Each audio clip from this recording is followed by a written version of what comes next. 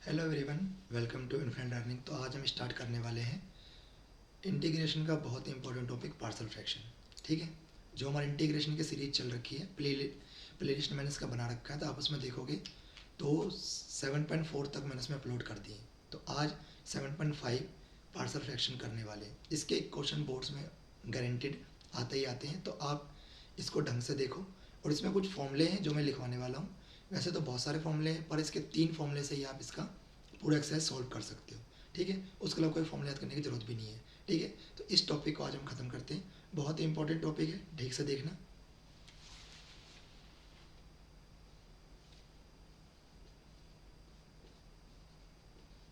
देखो, जब आप पार्शियल फ्रैक्शन लगाओ ना, तो एक चीज इसमें ध्यान रखने वाला होता है कि नीचे ना फैक्टर्स बन रहे होंगे। फैक्टर्स बन रहे हो तो ही पार्शियल फ्रैक्शन लगाते हैं। ऊपर कुछ भी हो, लेना देना नहीं है मुझे। बस एक चीज़ का ध्यान रखना है कि नीचे वाले का डिग्री ज़्यादा होना चाहिए, तभी इंटीग्रेशन होता है भी। अगर आप इंटीग्रेशन शुरू से पढ़ रहे हो तो आपको पता होगा, मैंने बताया कि नीचे वाला डिग्री ज़्यादा हो तभी इंटीग्रेशन होता है। ऊपर वाला डिग्री हमेशा कम ही होना चाहिए। तो देखोगे तो यहाँ 2 है, ऊपर डिग्री है ही नहीं। तो ठीक है, 0 डिग्री है। तो यहाँ पे नीचे वाली डिग्री ज़्यादा है, तो पार्शियल फ्रैक्शन जो आप लगाओगे ना, तो एक चीज़ ध्यान रखना है, नीचे ना फैक्टर्स बनने चाहिए, तभी आप कर पाओगे। देखो कैसे अलग करते हैं इसको। A upon x minus a और b upon x minus b. अब अगर 3 फैक्टर होते तो सी आ जाता, 4 होते तो डी आ जाता। तो इसको याद रखो, बाकी तो आप खुद ही कर लोगे। ठीक है, 2 फैक्टर है तो 2 कांस्टेंट आ गया, 3 होता तो 3 कांस्टेंट आ जाता। अब एक और याद रखना है इसमें, एक्स माइनस ए और ए एक्स का स्क्वायर बी एक्स प्लस सी। मतलब एक लीनियर एक क्वाड्रेटिक। देखो, लीनियर के लिए तो सेम वैसे ही लिख देना, ए अपॉन एक्स माइनस ए। लेकिन जब आप क्वाड्रेटिक कर रहे होगे ना, इसके लिए क्या करना कि ऊपर जो है लीनियर बन जाएगा। मतलब ए कांस्टेंट पहले लिख चुके थे, बी और सी जितनी डिग्री उतने कांस्टेंट आता है। यहाँ पे 2 और 1 3, तो 3 कांस्टेंट आएंगे। लीनियर के लिए तो सेम लिख दिया, क्वाड्रेटिक को आप ऐसे लिखोगे, बी एक्स प्लस सी। जो भी लिखना है, जो भी कांस्टेंट मानना है मान सकते हो आप। ठीक है, अब एक और याद रखना है। मान लो आपका ये स्क्वायर में आ जाए, क्यूब में भी आ सकता है, तो आप इसे कैसे लिखोगे? तो ए अपॉन में एक्स माइनस ए और बी अपॉन में एक्स माइनस ए का स्क्वायर, है ना, एक्स माइनस ए का स्क्वायर। अब 3 आ जाता, तो ऐसे एक्स माइनस ए, एक्स माइनस ए का स्क्वायर, एक्स माइनस ए का क्यूब। इस तरीके से आप ये 3 फॉर्मूले याद रखोगे तो पार्शियल फ्रैक्शन आपका सॉल्व हो जाएगा आसानी से। ठीक है, एक एक क्वेश्चन इसके बेस पे करते हैं हम लोग।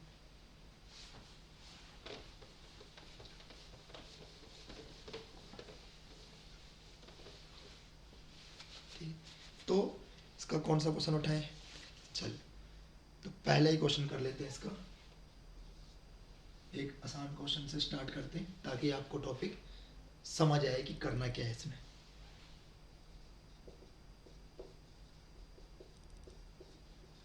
ठीक है, अब जो इंटीग्रेशन में है, पहले हमें इसको अलग करना पड़ेगा, तभी इंटीग्रेशन हो पाएगा इसका। ठीक है, तो आप इसको पहले उतार लो।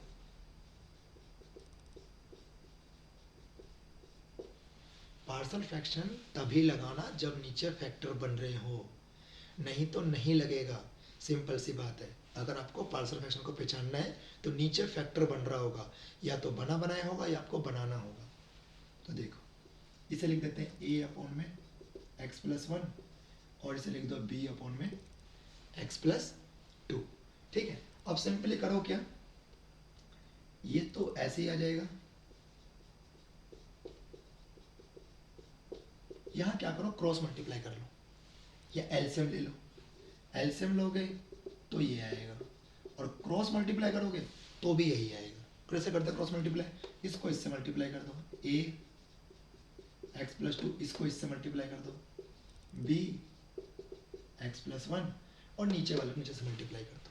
ठीक है, तो एक चीज़ और ध्यान रखना है, नीचे वाला हर बार कटता ही है, हर बार कटेगा।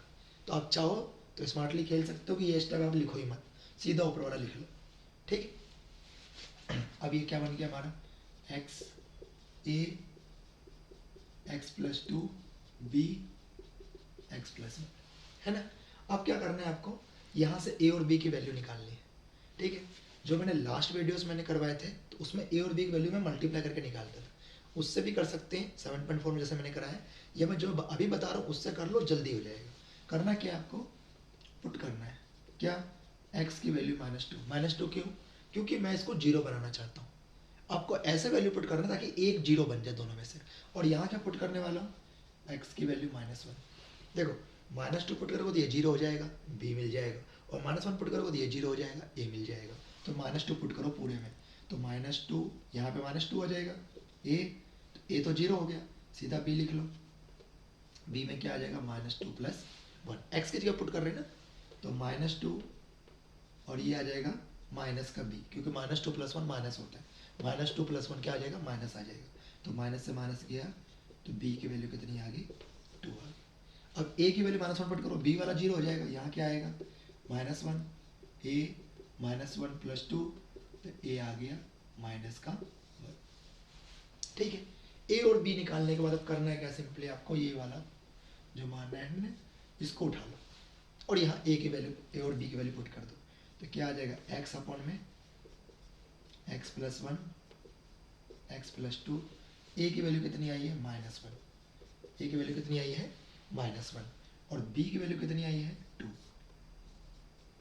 ठीक है, बस हमने इसको अलग अलग कर लिया, अब इसका इंटीग्रेशन करना है, कर दो, सबका इंटीग्रेशन लगा लो, dx लिख दो, dx लिख दिया, बस। अब इसका इंटीग्रेशन क्या होता है, बहुत आसान है, इसका इंटीग्रेशन बहुत आसान है। अगर आपने इंटीग्रेशन थोड़ा भी याद कर रखा हो तो 1/x इंटीग्रेशन क्या होता है, log x, तो इसको क्या लिख दोगे, माइनस बाहर है भाई, तो log x + 1, है ना, माइनस बाहर है, माइनस कांस्टेंट तो बाहर रख लिया, 1/x का log x + 1, उसका ही कैसे करोगे, सेम वही 2 बाहर कर लो, log x + 2।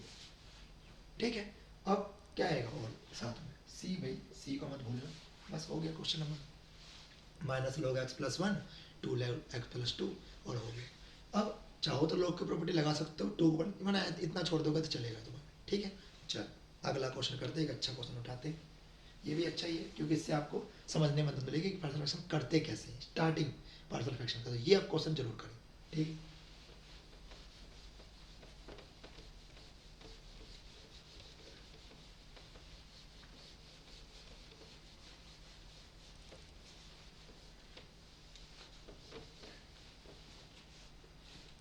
अब इसके बाद हम लोग इसमें एक क्वाड्रेटिक वाला उठाते हैं, जैसे 7th क्वेश्चन इसका है, x अपॉन में x² + 1 और x - 1 dx। ठीक है, अब देखोगे तो इसमें हमने एक लीनियर वाला कर लिया, अब एक क्वाड्रेटिक वाला करते हैं, तो मैं इसको उठाता हूँ पहले, x² + 1 x - 1, कैसे लिखोगे स्क्वायर वाले को, ax + b अपॉन में x² + 1, है ना, अभी बताया था क्वाड्रेटिक हो तो ऊपर लीनियर वाला बनता है, तो ऊपर लीनियर बन गया, अब ये लीनियर है तो ये तो सिंपल बन जाएगा c अपॉन में x - 1। अब क्या करते हैं, सिंपली वैल्यूज निकालते हैं, तो कैसे निकालोगे, अभी मैंने क्या बताया था, नीचे वाला तो सेम ही आएगा, तो नीचे वाला लिखना ही नहीं, x लिखो, सीधा इसको इससे मल्टीप्लाई कर दो, ax + b x - 1, और c लिखो और इसको इससे मल्टीप्लाई कर दो, नीचे वाला अपने आप ही कट जाएगा, तो नीचे वाला लिखने की जरूरत ही नहीं है। ठीक है, क्रॉस मल्टीप्लाई करोगे तो ये नीचे वाला एल्सियम लेके इससे कट ही जाता है, उसको नहीं बार बार लिखने की जरूरत नहीं है, स्टेप खाएगा फालतू, क्या जरूरत है, तो ये अपने आप ही कट जाएगा, सीधा ये पार्ट आ जाएगा, इसको इससे मल्टीप्लाई करा, इसको इससे मल्टीप्लाई करा, ऊपर वाला एक्स ऐसे ही आ गया। अब क्या करते हैं हम लोग, स्मार्टली यहाँ से एक वैल्यू तो निकल जाएगी, कैसे की वैल्यू, सी की वैल्यू, हम क्या करते हैं पुट कर देते हैं, अगर कोई वैल्यू मिल रहा हो तो पहले उसको निकाल लो, x की वैल्यू 1, क्यों, पुट कर दिए पार्ट जीरो हो जाएगा, तो यहाँ आएगा 1, c की वैल्यू निकल जाएगी 1 का स्क्वायर + 1, मतलब ये आ गया हमारा 2, तो c की वैल्यू आ गई 1/2। अब एक वैल्यू निकाल लिया, ठीक है, अब आसानी से हो जाएगा हमारा। अब क्या करते हैं, इस पूरे इक्वेशन को सॉल्व कर लेना है। ठीक है, तो आप उस तरीके से भी कर सकते हो, बिना पुट करे भी निकाल सकते हो, जो हमने 7.4 में करा था, तो इसको करो, x को ऐसे ही लिखा, इसको अंदर मल्टीप्लाई करो, ax का स्क्वायर, ठीक है, इसको अंदर मल्टीप्लाई कर रही है इससे, ठीक है, फिर ax को 1 से करो, ax, b को x से करो, फिर b को इससे करो, फिर cx का स्क्वायर, फिर +1, ठीक है, तब 7.4 में ऐसे ही करते थे। अब कंपैरिजन करते हैं। कंपेयर किसको करूँ मैं, तो कौन स्क्वायर टर्म को कंपेयर कर लेते हैं, कंपेयरिंग स्क्वायर टर्म, ठीक है। फिर कंपेयर कर लेते हैं कांस्टेंट टर्म, ठीक है। तो पहले स्क्वायर टर्म को कंपेयर करते हैं, फिर कांस्टेंट टर्म को कंपेयर कर लेंगे। तो स्क्वायर टर्म यहाँ पे है क्या, स्क्वायर टर्म यहाँ पे है नहीं है, तो जीरो। यहाँ है उसके साथ क्या है ए, ये क्या है सी, ठीक है। ए और सी स्क्वायर के साथ देखना है आपको। स्क्वायर टर्म मतलब स्क्वायर के साथ क्या है, कांस्टेंट मतलब जिसके साथ एक्स वाई कुछ ना हो। तो यहाँ क्या है जीरो, इधर क्या है माइनस बी, और इधर क्या है सी, ठीक है। अब क्या करो, सी की वैल्यू निकाल चुका ना, यहाँ ले आओ। तो ए इक्वल टू क्या हो गया minus c, b equal to क्या आ गया प्लस सी। सी की वैल्यू कितना है 1/2, तो कितना आ जाएगा -1/2। तो ए की वैल्यू कितनी आ गई माइनस का 1/2। तो सी की वैल्यू यहाँ से बी की वैल्यू कितना आ जाएगा 1/2, क्योंकि हम सी की वैल्यू पहले निकाल चुके हैं ना। तो ये फायदा हुआ पुट करके ए की वैल्यू निकालने का। अब तीनों वैल्यू निकाल लिया, पुट कर दो यहाँ पे, क्वेश्चन सॉल्व।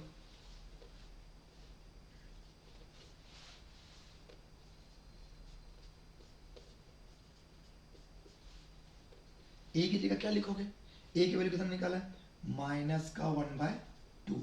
और बी क्या लिखोगे, बी लिखोगे भाई 1/2। सिंपल है, ए और बी की वैल्यू पुट कर देना, आगे बढ़ जाओ। अब सी कितना है, सी हमारा है 1/2, 1/2 अपॉन x -1। तो हमने क्या करा, हमने यहाँ पे a की वैल्यू, b की वैल्यू और c की वैल्यू पुट कर दी, ठीक है। अब आगे बढ़ जाओ, टेकिंग इंटीग्रेशन बोथ साइड, ठीक है, dx लगा देना, dx लगाना मत भूलना, ठीक है।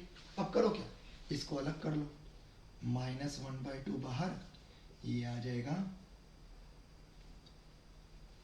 x अपॉन में x² + 1, ठीक है।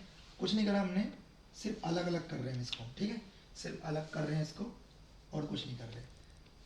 इसको हम लिख देंगे -1/2 बाहर, x अपॉन में x² + 1, ठीक है, प्लस में 1/2, फिर से वही x² + 1, क्योंकि यहाँ तो x था ना, तो ऊपर x आ गया, यहाँ कुछ नहीं तो बाहर आया तो सिर्फ 1 बचेगा। अगले वाले में प्लस 1/2 1 अपॉन x - 1, अलग कर दिया हमने। अब सिर्फ और सिर्फ इंटीग्रेशन रह गया, तो इंटीग्रेशन इसका कर देते हैं।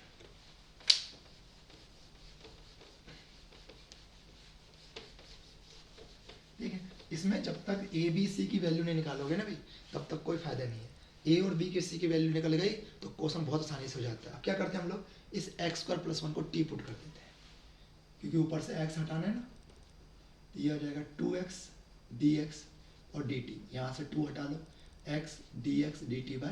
तो अब यहाँ क्या हो जाएगा -1/2, पहले से बाहर है -1/2, ये वाला 2 और आ जाएगा, यहाँ क्या बनेगा dt/t, dt/t, क्योंकि x dx की वैल्यू कितनी है dt/2, यहाँ भी dx है मत भूलना लगाना, ठीक है, तभी इंटीग्रेशन कर पाओगे, ठीक है। अब ये क्या बन गया अगला, ये तो 1/2 ही रहेगा, ठीक है। उसके बाद ये आ जाएगा 1 अपॉन में x² + 1 dx, और यहाँ से 1/2 1 अपॉन में x - 1 आ जाएगा, ठीक है। अब करना क्या है, ये तो हो गया 1/4, ये log t, ये किसका फॉर्मूला है tan इनवर्स का, याद करो, लिखवाया था मैंने फॉर्मूला 7.4 में भी लिखवाया है और 7.1 करवाया था तो भी लिखवाया था, x² + a², मतलब ये बन गया tan इनवर्स x/a। तो a लिखने की जरूरत ही नहीं है, ठीक है, सीधा tan इनवर्स x लिख दो इसमें। उसके बाद 1/2 log x - 1 प्लस का c। तो ये हमारा इस क्वेश्चन का पूरा आंसर हो गया, ठीक है। ये log का होता है, ये tan इनवर्स का होता है, ये log का होता है, ठीक है। इस तरीके से आप पार्शियल फ्रैक्शन के क्वेश्चन कर सकते हो, ठीक है। और कुछ इंपॉर्टेंट क्वेश्चन करते हैं इसके।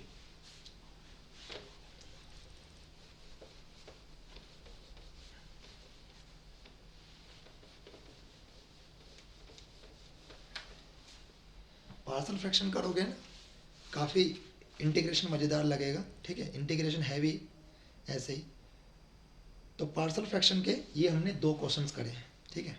एक क्वेश्चन इसका और कर लेते हैं जो पेपरों में आया हुआ क्वेश्चन है, ठीक है। 21 क्वेश्चन इसका, 1 में ई एक्स माइनस 1 और डी एक्स। अब इसमें तो पार्शियल फ्रैक्शन कैसे लगेगा सर, ये तो आप पूछोगे ना, क्योंकि इसमें तो फैक्टर नहीं बन रहा। तो इसमें करना क्या, ई एक्स माइनस 1 को टी पुट कर दो, जो चीज़ प्रॉब्लम क्रिएट करे उसको हटाओ पहले, ठीक है। तो इसको क्या करते हैं हम लोग, ई एक्स माइनस 1 को टी पुट कर देते हैं, तो क्या आएगा, ई एक्स डी एक्स और डी टी। ठीक है, फिर से ई एक्स आ गया, मतलब फिर प्रॉब्लम आएगी। तो क्या करते हैं हम लोग यहाँ से ई एक्स की वैल्यू निकाल लेते हैं, टी प्लस 1, अब पुट करो T plus 1 D x D T, ठीक है। डी एक्स के साथ आ रहा है, एक्स के साथ तो एक्स वाला आता है, इसको नीचे लेके जाओ, ये आ जाएगा D x D T upon T plus 1। अब तुम्हारा क्वेश्चन चेंज हो जाएगा, इसे क्या पुट करा हमने, टी, और डी टी का अपॉन में क्या आ गया, टी प्लस 1। तो हमारा क्वेश्चन चेंज हो गया ना, बन गए ना 2 फैक्टर, देखो टी और टी प्लस 1। क्वेश्चन बहुत ही अच्छा है, ठीक है ना। इमेज समझना क्वेश्चन आसान है, बहुत अच्छा क्वेश्चन है, क्योंकि शुरुआत कैसे करोगे, इसे देख के लगेगा कोई और तरीके से होगा, पर ये तो पार्शियल फ्रैक्शन से हो रहा है, ठीक है। अब इसको उतार लेते हैं, टी और टी प्लस 1 लिख लो, ए अपॉन में टी और बी अपॉन में टी प्लस 1, ठीक है। अब क्या करो, फिर से वही क्रॉस मल्टीप्लाई, ए के साथ आ जाएगा टी प्लस 1 और बी के साथ आ जाएगा टी आ जाएगा। अब वैल्यू पुट कर लेते हैं, टी की वैल्यू -1 और टी की वैल्यू 0। जब टी की वैल्यू -1 पुट करोगे तो यहाँ तो 1 ही रहेगा, ये तो 0 हो जाएगा, और बी की जगह -1 आ जाएगा, तो बी की वैल्यू कितना आया, -1 आ गया। और टी की जगह 0 पुट करोगे तो ये 0 हो जाएगा, तो ये आ गया 0 + 1, तो ए की वैल्यू कितना आ गया, 1, है ना। ए बी की वैल्यू निकाल लिया, पुट कर दो यहाँ पे, तो क्या आ जाएगा हमारा 1/t T plus 1 D T, ठीक है। अब यहाँ वैल्यू पुट करो, ए की जगह ए कितना आया है, 1 आया है, तो ये आ जाएगा 1/t डी टी, और बी कितना आया है, -1 आया है, ठीक है। तो ये आ जाएगा 1 में टी प्लस 1 में बी की वैल्यू -1, ए की वैल्यू 1, इंटीग्रेशन लगाते जाएंगे, ठीक है, और क्वेश्चन सॉल्व हो जाएगा, क्या है, डी टी। अब देखो 1/t का क्या होता है हमारा, log t होता है, तो 1/t का क्या हो जाएगा, log t हो जाएगा, और t + 1 है उसका भी log आएगा, लीनियर हो तो log ही लगाते भी, 1/x अगर लीनियर हो तो log ही लगाना होता है, प्लस में c। अब जिसको log की प्रॉपर्टी आता है तो वो log की प्रॉपर्टी भी लगा सकता है, log a minus log b। तो क्या होता है हमारा, log a अपॉन में b। अब करना क्या है, t की वैल्यू पुट कर दो, t की वैल्यू क्या पुट करना था, t की वैल्यू था हमारा ई एक्स माइनस 1, नीचे भी पुट कर दो, ई एक्स माइनस 1 + 1, -1 + 1 गया तो log क्या आ जाएगा, ई एक्स माइनस 1 अपॉन ई एक्स प्लस का c, ठीक है। तो इस तरीके से आप ये क्वेश्चन कर सकते हो। इसमें और भी इंपॉर्टेंट क्वेश्चन है, ठीक है, लेकिन वो हम अगले वीडियोस में करेंगे। तो आज पार्शियल फ्रैक्शन के मैंने ये क्वेश्चंस करवा दिए हैं, ठीक है, फॉर्मूले यूज़ करवा दिए हैं, तो आप इसको ढंग से प्रैक्टिस करो। अगले वीडियोस में पार्शियल फ्रैक्शन के और क्वेश्चंस करवाऊंगा जो इंपॉर्टेंट वाले, क्योंकि ये बहुत ही इंपॉर्टेंट टॉपिक है, ठीक है। जो भी लोग वीडियोस को देख रहे हो प्लीज़ सब्सक्राइब भी करें, लाइक भी करें, और हो सके तो ज़्यादा से ज़्यादा लोगों के पास शेयर करें, ठीक है, अपने फ्रेंड के सर्कल में शेयर करो, ठीक है, ताकि ज़्यादा से ज़्यादा लोगों तक पहुँचे, ठीक है। Thank you.